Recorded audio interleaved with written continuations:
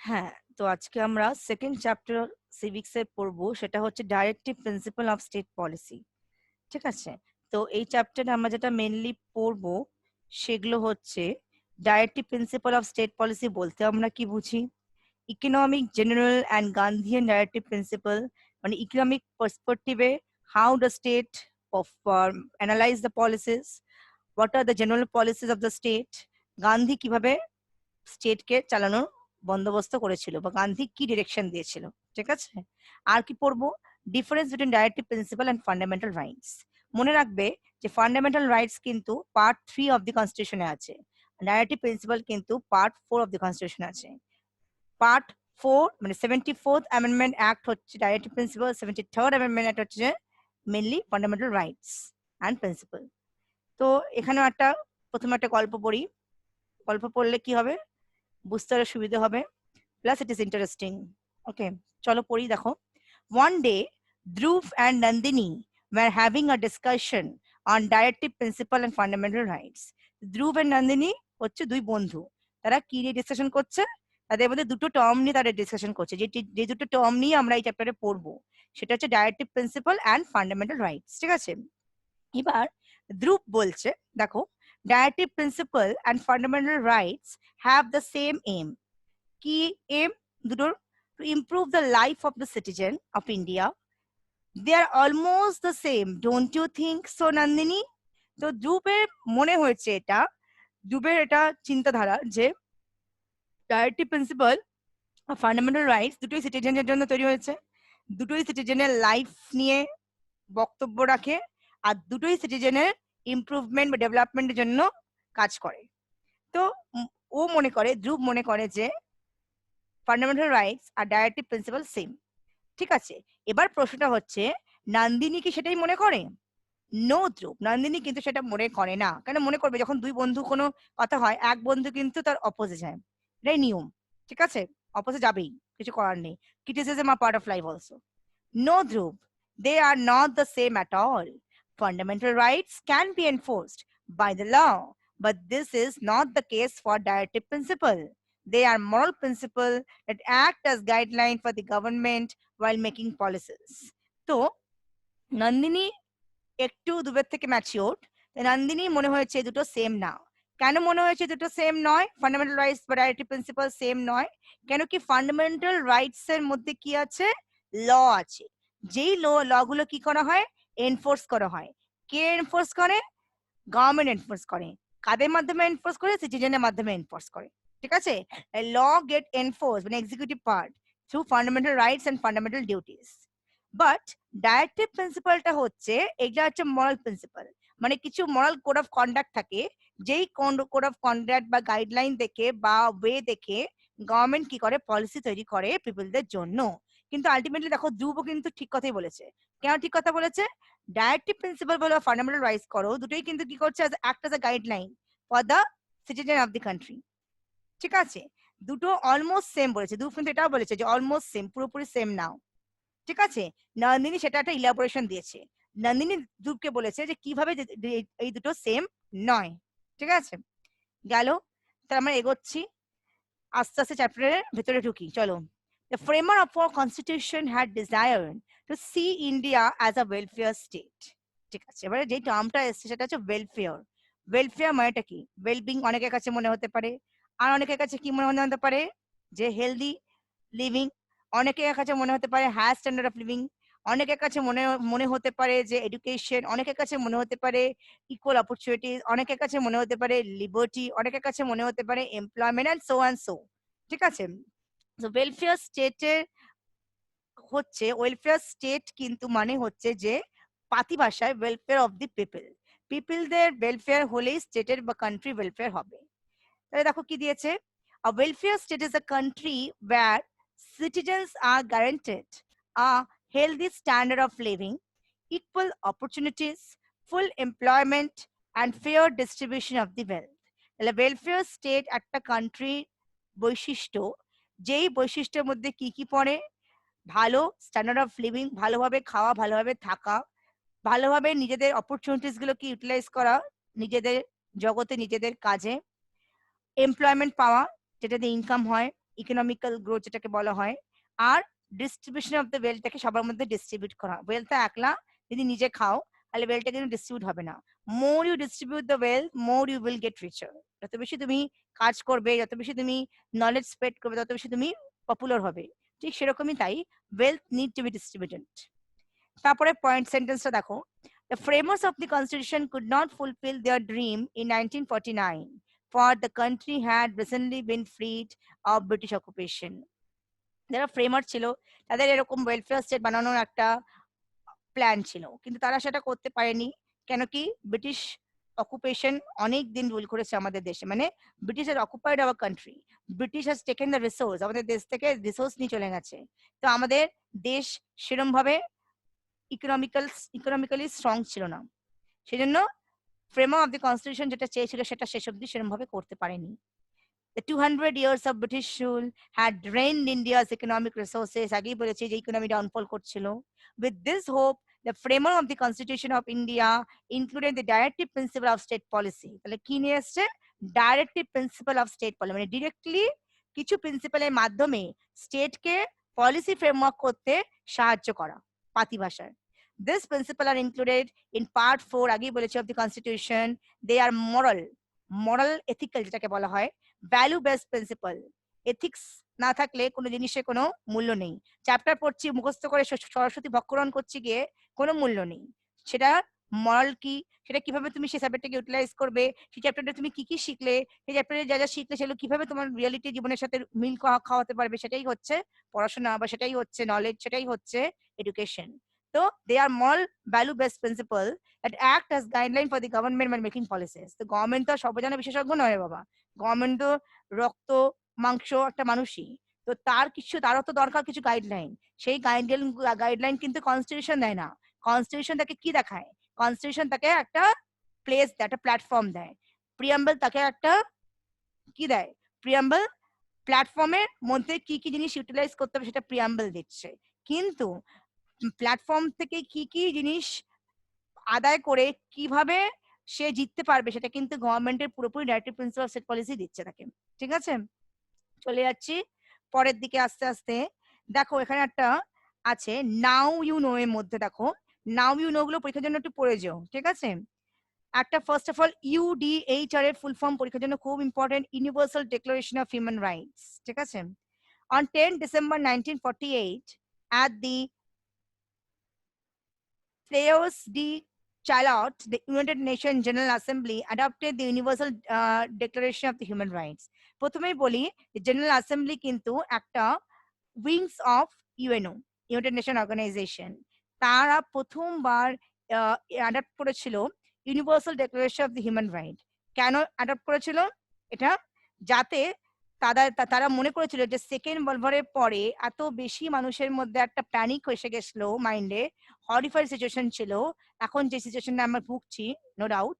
তো তখন সেখান থেকে বেরোনোর জন্য universal declaration of the human rights দরকার, যার মাধ্যমে কি করবে, যে কোনো সময় তারা যদি কোনো প্রবলেম ফেস করে তাহলে তারা হিউম্যান রাইট গ্রাউন্ডে গিয়ে কিন্তু তাদের প্রবলেম শেয়ার করতে পারবে। The UDHR represents the first global expression of right to which all human beings are inherently entitled. তো all human being কিন্তু এই UDHR এর মধ্যে পড়ে, রিচ হোক কি পোর হোক। বাঁ দিকে চলে দেখো classification of directive principle. The directive principle of state policy could not be added to the fundamental rights, যেটা আমরা প্রথমেই দেখেছি, ধ্রুব আর নন্দিনী বলেছিল যে ডাইরেক্টিভ প্রিন্সিপালের মধ্যে ফান্ডামেন্টাল রাইটস কে অ্যাড করানো যাবে না, এটা কিন্তু জাস্টিফাইয়েবল হবে না। আর সেটা কেন জাস্টিফাইবল হবে না? কেন কি সেটা এনফোর্স করতে পারবে না, ল দিয়ে এনফোর্স করা সম্ভব হবে না। Directive principal of state policy is exclusively for the government and fundamental rights is exclusively for the citizen. ঠিক আছে, the simply act as guideline for the government for establishing a welfare state. আগেই বললাম যে গভর্নমেন্টের সাহায্যে directive principle of state policy use হয়। The central and state government are supposed to enact them into laws keeping in mind the welfare and the benefit of the subject. Directive principle of state পলিসির মধ্যে কিছু guideline থাকে, যেই guideline গুলো দিয়ে government policy তৈরি করে, যেই পলিসিগুলো আলটিমেটলি হচ্ছে ল, সেই ল গুলো হচ্ছে আমাদের ফান্ডামেন্টাল রাইটস, আলটিমেটলি ঘুরে ফিরে আসবে সেটাতেই, ঠিক আছে? তো আমাদের ফান্ডামেন্টাল রাইটস, যেটা আমি চলে যাচ্ছি ধ্রুবের প্রশ্নের প্রথম দিকে যেটা বললাম, ধ্রুব বলেছিল দুটোই সেম। তো ফান্ডামেন্টাল রাইটস যদি আমি না পাই, তাহলে আমি directive principle of state policy, তাহলে গভর্নমেন্ট কি করে বুঝবে যে কোনটা সিটিজেনের জন্য ওয়েলফেয়ার, কোনটা ওয়েলফেয়ার নয়? এই জন্য directive principle of state policy and fundamental rights দুটোই দরকার, ঠিক আছে? Directive principal may be classified into 3 categories. তিনটে ক্যাটেগরিতে ডাইরেক্টিভ প্রিন্সিপাল ভাগ করা যায়। প্রথমটা দেখো, principles promoting economic equality. Economy is the base and other is the superstructure. Karl Marx বলে গেছিল, বড় হয়ে পড়বে। ইকোনমিক ইকুয়ালিটি হচ্ছে প্রমোট করতেই হবে, সেটা ফার্স্ট প্রিন্সিপাল। গান্ধীয়ান প্রিন্সিপাল সারা জীবন ইম্পর্টেন্ট থাকবে। সত্যাগ্রহ, নন ভায়োলেন্স, স্বদেশী, বয়কট, গান্ধী প্রিন্সিপাল গুলো, ন্যাশনাল এডুকেশন, গান্ধী প্রিন্সিপাল কিন্তু খুব দরকার। Next general principal. General principal হচ্ছে যেই একটা সোসাইটিতে থাকতে গেলে কি কি প্রিন্সিপাল প্রতিদিন করা দরকার বা প্রতিদিন মেনে মেনে চলা দরকার, সেটা হচ্ছে জেনারেল প্রিন্সিপাল, ঠিক আছে? এবারে চলে যাই আমরা ডিটেলসে, যে কোন কোন প্রিন্সিপাল গুলো ইনক্লুড হবে ইকোনমিক ইকুয়ালিটির মধ্যে। The government is directed to make and enact laws so that the following rights can be ensured to the citizen of the India. The government কি করছে, ল এনাক্ট করে, আগেই জানো, ঠিক আছে? যাতে এই ফান্ডামেন্টাল রাইটস গুলো, যে ফান্ডামেন্টাল রাইটস গুলো আমি আমরা আরো ডিসকাশন করব, সেই ফান্ডামেন্টাল রাইটস গুলো যেন সিটিজেন অফ দি ইন্ডিয়া উপভোগ করতে পারে, ঠিক আছে? ফান্ডামেন্টাল রাইটস উপভোগ করার জন্য ডাইরেক্টিভ প্রিন্সিপাল অফ স্টেট পলিসিটা দরকার পাতি ভাষায়। ফার্স্ট দেখো দেওয়া আছে, equal distribution of the wealth and material resources among the people. যাতে রিসোর্সটা সবার মধ্যে ভাগ করা হয়, সাবস্টেন্সিটিভ যেটাকে বলা হয়, সাস্টেনেবল, তো সবাই যাতে পায়। নেক্সট হচ্ছে to provide an adequate means of livelihood, যাতে সবাই ভালোভাবে জীবনযাত্রা করতে পারে। মেন আর ওমেনদেরকে equal pay for equal work দিতে হবে, ঠিক আছে? আর কি করতে হবে, to guarantee the right to work in order to solve the problem of unemployment. সবাইকে ওয়ার্ক করার সুযোগ দিতে হবে, যাতে আনএমপ্লয়মেন্ট, যাতে বিনা চাকরিওয়ালা লোক না পাওয়া যায়।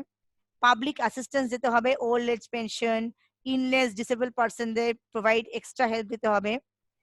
Two provide for just and human condition of the work, যাতে সবাই এমন কোন একটা কন্ডিশন বা এমন কোন একটা ফিজিবল ওয়ে দিতে হবে যাতে সবাই ঠিকঠাক করে নিজেদের কাজ করে জীবনের যাত্রা এগিয়ে যেতে পারে। To ensure a living wedge, living করতে গেলে একটা মানুষের বাঁচতে গেলে যেটুকু দরকার টাকা পয়সা সেটুকু দিতে হবে। and to enable the worker to buy the basic necessities. Wage আর এমপ্লয়মেন্ট কিন্তু আলাদা, এমপ্লয়মেন্ট মানে কিন্তু পার্মানেন্ট, আর ওয়েজ মানে হচ্ছে পার ডে ওয়ার্ক, ঠিক আছে? The worker to buy the basic necessities and lead a decent standard of life, যাতে ওয়ার্কাররা জীবনযাত্রা চলতে চলতে প্রতিদিন যারা এটুকু টাকা পায় যাতে তারা প্রতিদিন 2 স্কোয়ার মিল খেতে পায়।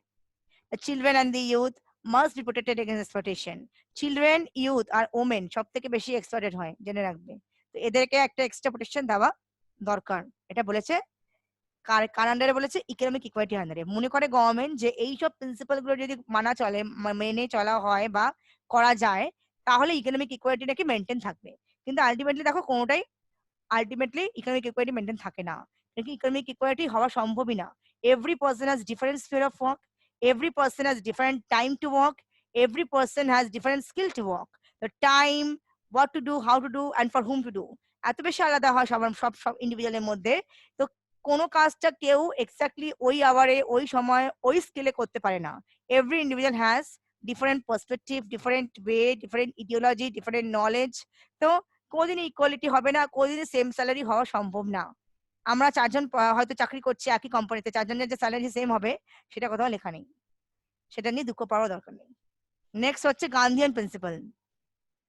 তো গান্ধী কি বলছে দেখো এবারে, প্রথমেই বলি এটা পড়ার আগে, যে গান্ধী কিন্তু দেখো ছবিটা দেখলে বুঝতে পারবে, ছবিটা এখানে কি দেখছে দেখো, একটা গরু আর বাছুর।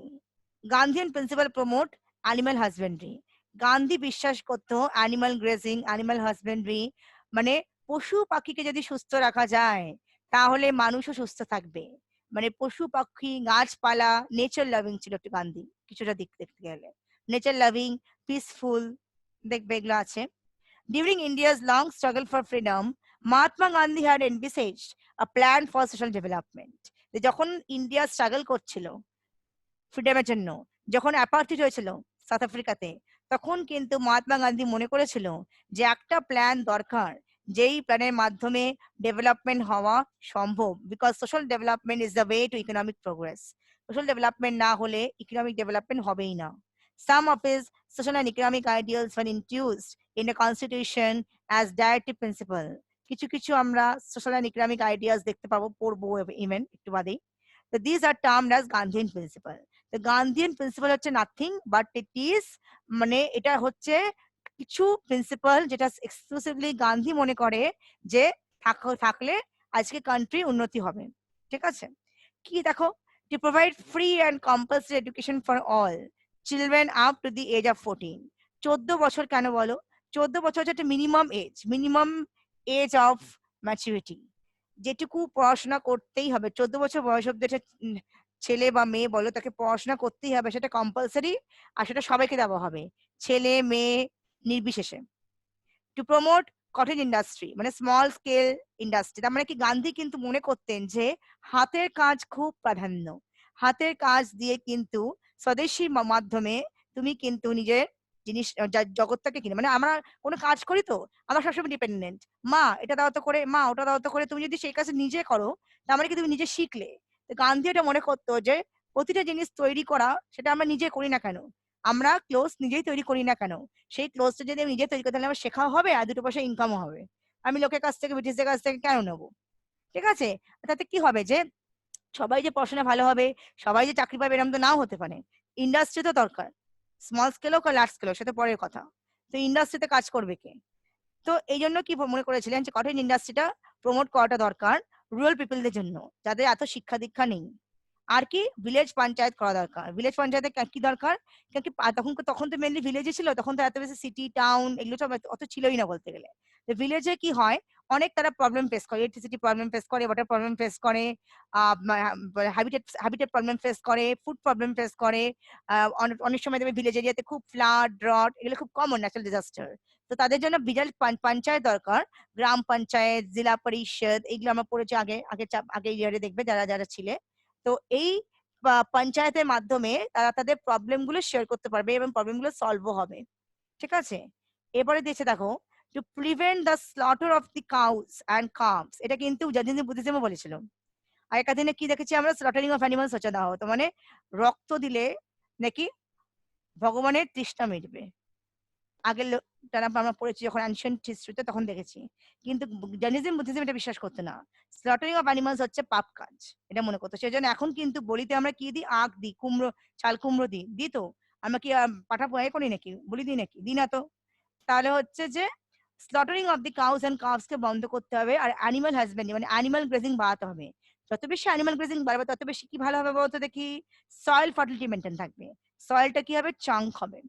নেক্সট পয়েন্ট দেখো, to improve the level of nutrition and health of the people and raise their standard of living. পিপলদের স্ট্যান্ডার্ড অফ লিভিংটা কিন্তু বাড়াতে গেলে তাদের প্রথমে হচ্ছে হেলথ ইজ ওয়েলথ, আগে হেলথ ভালো করতে হবে। হেলথ কখন ভালো হবে, যখন নিউট্রিশিয়াস ডায়েট পাবে, নিউট্রিশিয়াস ডায়েট পেলে হেলথ ভালো হবে, হেলথ ভালো হলে ওয়েলথ এমনিতে ভালো হবে। এডুকেশন হোক কি না হোক কোনো না কোনো ভাবে সে ইনকাম করতেই পারবে। হয়ে গেল গান্ধীন প্রিন্সিপাল। এবার আরো আছে দেখো পরের দিকে আরো দুটো পয়েন্ট বাকি। To promote the education and economic interest of the weaker section of the people belonging to the schedule caste and schedule tribe. Schedule caste and schedule ট্রাইবের ইকোনমিক ইন্টারেস্ট আর এডুকেশন ইন্টারেস্ট মেটানো দরকার। কারণ আমরা প্রথম থেকে দেখতে পাই যে কাস্ট সিস্টেম ভীষণ বাজে জিনিস। কাস্ট সিস্টেম আর ক্লাস ডিভিশন এতটাই বাজে জিনিস, আগেকার দিনে যারা ব্রাহ্মণরা ছিল তারা করে থাকতো। তারা মনে করতো যে তাদের যাতে পাওয়াটা নষ্ট না হয়ে যায়, তারা এটা করে নাকি পৃথিবীর এ করবে, রাজত্ব করবে, সেজন্য টেম্পল তৈরি করতো, তাই তো। তো বেসিক্যালি তারা মনে করতো যে লোয়ার কাস্ট পিপলদেরকে মানানো উচিত না, অচ্ছুত তারা, তাই তো। তো তাদের এডুকেশনটা পাওয়া দরকার বেশি, কারণ কি তারা এডুকেট হলে, তারা যদি এডুকেট হয় তাদের এডুকেশন দেখে আমরাও হয়তো কিছু শিখতে পারি তাদের কাছ থেকে। তো next point, to prohibit the consumption of intoxicating drink and drug, এটা বলা কিছু নেই। আজকে এত ক্রাইসিস সিচুয়েশন তাতেও কিন্তু মদের দোকান খুলে গেছে, ঠিক এখানে আমার বলার কিছু নেই বেসিক্যালি। তো কনজাম্পশনটাকে প্রহিবিট করতে বন্ধ করতে হবে, ড্রিঙ্ক আর ড্রাগ খাওয়া বন্ধ করতে হবে। ড্রিঙ্ক আর ড্রাগ নিশ্চয়ই জানো শরীরের জন্য খুবই ক্ষতিকারী জিনিস। ঠিক আছে, নেক্সট টপিকে যাচ্ছি, জেনারেল প্রিন্সিপাল এর মধ্যে কি কি পড়ছে। দেখো, জেনারেল প্রিন্সিপাল আর related to matter dealing with the administration, environment, monument and international peace and understanding. তো কি কি নিয়ে জেনারেল প্রিন্সিপাল বলবো, জেনারেল প্রিন্সিপাল কিন্তু কোনো একটা দিক দেখাচ্ছে না। আমরা দেখো ডাইরেক্টিভ প্রিন্সিপাল অফ স্টেট পলিসির মধ্যে একটা দিক দেখলাম, দেখো প্রথম দিকে আবার একবার যাচ্ছি, তাহলে বোঝাতে পারবো আরো ডিটেলসে। গান্ধী প্রিন্সিপাল দেখো, গান্ধী দেখো এগ্রিকালচার অকুপেশন নিয়ে কথাবার্তা বলেছে, অকুপেশন দিকটা দেখলাম, ইকোনমিকেরই পার্ট, ঠিক আছে, ইকোনমি হচ্ছে মেন ব্যাপার। তার আগেটা দেখো ইকোনমিক ইকুয়ালিটি পড়লাম, এ পার্টে দেখো জেনারেল প্রিন্সিপাল, মানে সেগুলোর মধ্যে কোনো ইকোনমি নেই। এখানে যে পয়েন্টগুলো পড়বো দেখো, এখানের মধ্যে টাকা তো অবশ্যই আছে, income is the main factor. এছাড়া দেখো ওভারঅল কিন্তু সব জিনিসগুলো পড়বো, ওভারঅল কিভাবে একটা দেশকে বা একটা একে স্টেটকে বা একটা কান্ট্রিকে একটা প্রভিন্সকে কিভাবে ভালো রাখা যায়। আর তার অ্যাডমিনিস্ট্রেশন যদি ভালো হয়, তার ম্যানেজমেন্ট, এনভায়রনমেন্ট খুব ইম্পর্টেন্ট ফ্যাক্টর, এনভায়রনমেন্ট যদি না চায় কোনো কিছু করা আমাদের জন্য সম্ভবই না। মনুমেন্ট বিল্ডিং, তখনকার দিনে মনুমেন্ট বিল্ডিং থেকে অনেক তোমার টাকা রোজগার হতো। মনুমেন্ট বিল্ডিং কিন্তু একটা মেডিভেল হিস্ট্রিতে বিশেষ করে একটা পপুলারিটি শো করে, ঠিক আছে। আর ইন্টারন্যাশনাল পিসের আর আন্ডারস্ট্যান্ডিং রাখা দরকার। তো ইন্টারন্যাশনাল পিস, আন্ডারস্ট্যান্ডিং, এগুলোর জন্য গভর্নমেন্ট কি কি ইমপ্রুভমেন্ট চাইছে সেটার ব্যাপারে আমরা পড়বো। First point, to protect and improve the environment and safeguard forest and wild life. আমরা এনভায়রনমেন্টকে যদি নিজে ধ্বংস করেছি, আজকে এনভায়রনমেন্টকে পলিউটেড করেছি বলে আজকে আমরা ভুগছি বাড়িতে বসে লকডাউনে, তাই তো। গভর্নমেন্ট কতদিন সহ্য করবে আমাদের এই অত্যাচার? তো আলটিমেটলি এনভায়রনমেন্টকে ইমপ্রুভ করতে গেলে ফরেস্ট আর ওয়াইল্ড লাইফকে প্রোটেক্ট করাটা খুব দরকার। নেক্সট হচ্ছে to promote international peace and understanding by maintaining just and honorable relation with the other nation, respecting the international law and settling disputes peacefully. তুমি যদি লোককে রেসপেক্ট না দিতে পারো, নিজে কোনদিনই রেসপেক্ট পাবে না জীবনে। তুমি যদি নিজে না ভালো হও, লোককে ভালো করবে সেটা আশাও করো না। ঠিক সেরকমই তাই, ইন্টারন্যাশনাল পিস অ্যান্ড আন্ডারস্ট্যান্ডিং করার জন্য তোমার রিলেশনটাকে কর্ডিয়াল, ফ্রেন্ডশিপ, ফ্রেন্ডলি রাখতে হবে। আর কি করতে হবে? রেসপেক্ট করতে হবে ইন্টারন্যাশনাল লকে। আর ডিসপিউট যদি হয়, dispute are part of life, সেটাকে পিসফুলি সেটেল করার ক্ষমতা রাখতে হবে। আর কি করতে হবে? To protect national monument, places and objects of national importance. আর করতে হবে, ন্যাশনাল মনুমেন্টস হচ্ছে আমাদের হেরিটেজ, আমাদের কালচারাল আর ন্যাশনাল হেরিটেজ, সেগুলোকে কি করতে হবে? প্রোটেক্ট করতে হবে। এগুলো হচ্ছে আমাদের আইডেন্টিটি, এগুলো আমাদের দেশের আইডেন্টিটি, এগুলো আমাদের দেশের রিচ প্রিজার্ভ ভ্যালুজ, সেগুলো সবসময় রাখতে হবে গুছিয়ে, প্রোটেক্ট করে। নেক্সট চলে যাচ্ছি fundamental rights and directive principle. এটা ব্যাপারে একটু পড়বো ডিটেলসে, কি এম, কি ওয়ে অফ লুকিং, তারা কি করতে চাইছে, how fundamental rights helps the people, how directive principle helps the person or the government, এগুলোর ব্যাপারে আমরা জানবো এবারে। দেখো, both fundamental rights and directive principle are aimed at creation of a welfare state, আগেই বলেছি, and promoting the right of the people and ensuring the nation's progress in a social, economic and political field. তো fundamental rights আর directive principle এটাই M করে যে welfare দরকার, সবার ভালো থাকাটা দরকার। আর তাদের রাইট গুলোকে তখনই ভালো থাকতে পারবে একটা পার্সন বা একটা স্টেট বা একটা কান্ট্রি, যখন পিপলরা খুশি হবে, পিপলরা প্রোটেক্টেড হবে, পিপলদের রাইট প্রোটেক্ট করা হবে, আর তাদের ন্যাশনাল প্রোগ্রেস দেখা হবে সোশ্যাল, ইকোনমিক আর পলিটিক্যাল ফিল্ডে। However, they are also different in some way. কিভাবে ডিফারেন্ট? ফান্ডামেন্টাল রাইটস আর এনফোর্সেবল, ফান্ডামেন্টাল রাইটসকে কিন্তু এনফোর্স করা যায়, ডাইরেক্টিভ প্রিন্সিপালকে কিন্তু এনফোর্স করা যায় না। ফান্ডামেন্টাল রাইটস মানে হচ্ছে এটা তোমার রাইট, পড়াশোনাটা করা তোমার রাইট, ধরে বেঁধে পড়াশোনা করানো যায়, ঠিক আছে।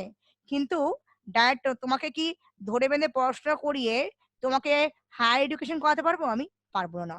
ডাইরেক্টিভ প্রিন্সিপাল হচ্ছে একটা ওয়ে, আমি তোমাকে ওয়ে দেখালাম, পড়াশোনা করতেই হবে 14 বছর বয়স অব্দি। তারপর তুমি পড়াশোনা করতে না ভালো না বাসো, চাষবাস করতে ভালোবাসো, আমি কি তখন জোর জার করে করাতে পারবো? তো সেরকম ডাইরেক্টিভ প্রিন্সিপাল কি করছে যে নট এনফোর্সেবল, জোর করে করানো যায় না, non enforceable and non justifiable, which means if a person is unemployed or gets low wages, he or she cannot go to the court to seek justice. তো directive principle কোনোভাবে কিন্তু justice দিচ্ছে না। ডাইরেক্টিভ প্রিন্সিপাল কি দিচ্ছে? যে justice দিতে পারছে না, বা কি দিচ্ছে? এমপ্লয়মেন্ট দিচ্ছে। আর কি দিচ্ছে? পাথ দেখাচ্ছে, ওয়ে দেখাচ্ছে। কাদের ওয়ে দেখাচ্ছে? To rule for the government, ঠিক আছে। আর ফান্ডামেন্টাল রাইটস কিন্তু if people are deprived of their right, they can always move to the court, মানে কোর্টের প্রাধান্যটা কিন্তু, মানে জুডিশিয়ারি জাজমেন্ট কিন্তু ফান্ডামেন্টাল রাইটসে হয়, ডাইরেক্টিভ প্রিন্সিপালে হয় না। কিন্তু মনে রাখবে পরীক্ষার জন্য, ঠিক আছে। ল কিন্তু নন এনফোর্সেবল ডাইরেক্টিভ প্রিন্সিপালের জন্য, ফান্ডামেন্টাল রাইটসের জন্য সেটা কিন্তু এনফোর্সেবল। ডিফারেন্স পরীক্ষাতে আসবে এই দুটো। নেক্সট হচ্ছে ইমপ্লিমেন্টেশন অফ ডাইরেক্টিভ প্রিন্সিপাল, মানে গভর্নমেন্ট কোন কোন জায়গা দিয়ে বা কোন কোন এরিয়াতে এই ডাইরেক্টিভ প্রিন্সিপালটাকে কাজে লাগায়। প্রথমেই দেখো, the government of India and the government of the various states have taken several steps to implement the directive principle. তো স্টেপ ছাড়া তো কোনো পলিসি ফর্মুলেট করা সম্ভবই না। তো গভর্নমেন্ট বলো, স্টেট গভর্নমেন্ট বলো, সেন্ট্রাল গভর্নমেন্ট বলো, তারা কি করেছে? তারা স্টেপ নিয়েছে যাতে ইমপ্লিমেন্ট করতে পারে ডাইরেক্টিভ প্রিন্সিপালটাও। ফার্স্ট স্টেপ কি নিয়েছে? Seats are reserve for the people belonging to schedule caste and schedule tribe in the field of education and employment. Education, শিক্ষা দীক্ষা আর চাকরি বাকরির ক্ষেত্রে শিডিউল কাস্ট আর শিডিউল ট্রাইবে কিন্তু সিট রিজার্ভ করা দরকার। আর কি করতে হবে? ফ্রি আর কম্পালসারি এডুকেশন দিতে হবে সব চিলড্রেনদের জন্য 14 ইয়ার্স অবধি। আগেই বলেছি। ইকুয়াল পে দিতে হবে। ইকোনমিক ইকুয়ালিটিতে আমরা অলরেডি পড়ে নিয়েছি এই পয়েন্টটা। ইকুয়াল পে দিতে হবে মেন আর ওমেনকে যারা সেম কাইন্ড অফ ওয়ার্ক করছে। ঠিক আছে? আর এমপ্লয়মেন্ট স্কিম লঞ্চ করতে হবে। আর লস পাস করা হয়েছে two distribute land to the landless farmer. যারা ল্যান্ডলেস ফার্মার, যাদের কাছে কিচ্ছু নেই, তারা আজকে না খেতে পেয়ে মারা যাচ্ছে, তাদেরকে কি দিচ্ছে? গভর্নমেন্ট রেশন দিচ্ছে। সেরকম কি করতে হবে? যারা লতে লেখা আছে যারা ল্যান্ড পাচ্ছে না, তখনকার দিনে farming is the main occupation, landless ফার্মারদের ল্যান্ডটা না কনফিসকেট করে সেটা দিয়ে দেওয়া ফেরত। Despite all this, India is still far from emerging as a welfare state. কেন কি? যে পয়েন্টগুলো এতক্ষণ ধরে বললাম তোমাদের, সেগুলো একটাও রিয়েলিটিতে কাজে আসে না। আমি একটা দুটো তিনটে এক্সাম্পল দিয়ে বোঝাচ্ছি। দেখো, ফ্রি অ্যান্ড কম্পালসারি এডুকেশন সবাই পার্টিসিপেট করে না। সব ছেলেমেয়েরা, সব ক্লাস কাস্টের ছেলেমেয়েরা পার্টিসিপেট করে না এডুকেশনে। ঠিক আছে? তাহলে গভর্নমেন্টের এই পলিসিটা বেকার গেল। Equal pay for both men and women কোনদিনই সম্ভব না। সেম ঘন্টা কাজ করলেও ইকুয়াল পে দেওয়া সম্ভব না। কেন? টাকা দেওয়া হয় নলেজের জন্য, টাকা দেওয়া হয় স্কিলের জন্য, নাকি টাইমের জন্য। ঠিক আছে? নেক্সট দেখো, the seats are reserved for the people belonging to the scheduled caste and scheduled tribe.